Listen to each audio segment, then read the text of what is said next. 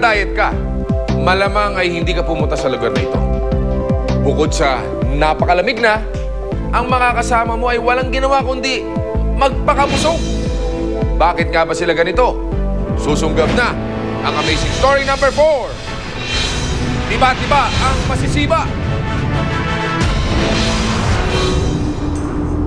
Ito ang 800 miles mula sa South Pole sa may Mount Airbus, kung saan ang temperatura ay minus 40. Ito marahil ang huling lugar na maiisip mong may nabubuhay na nilalang.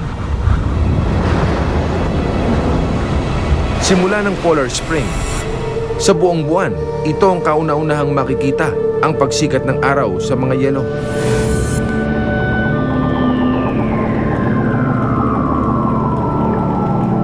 Sobrang lamig at kadiliman ang mararanasan dito sa loob ng isang taon. Hindi ito nalalayo sa kondisyon ng ilalim ng dagat. Pero sa McMurdo Sound, tuloy ang buhay.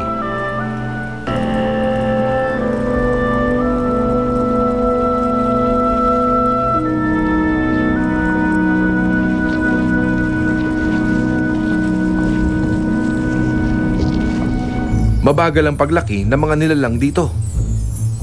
Pero hindi ibig sabihin ay matagal ang buhay nila.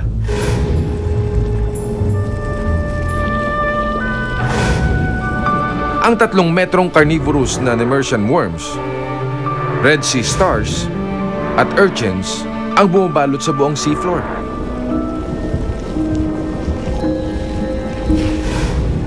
Wala silang gagawin kundi maghanap ng makakain.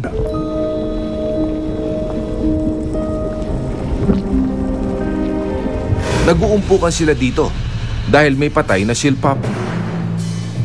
Isang beses kada 10 taon lang dumarating ang ganitong pagkain.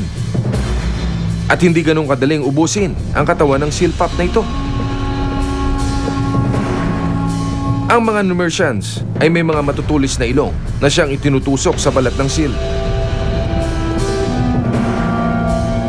Ang mga sea stars naman ay tinutulak ang kanilang tiyan sa pamamagitan ng bibig nila.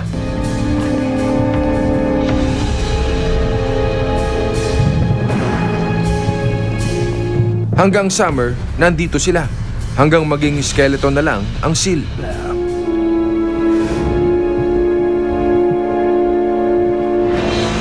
Hayop na palutang-lutang, walang utak at walang dugo. Pero may sariling diskarte. Madidiskubre ang kalibre sa pagbabalik ng Pops Amazing Story.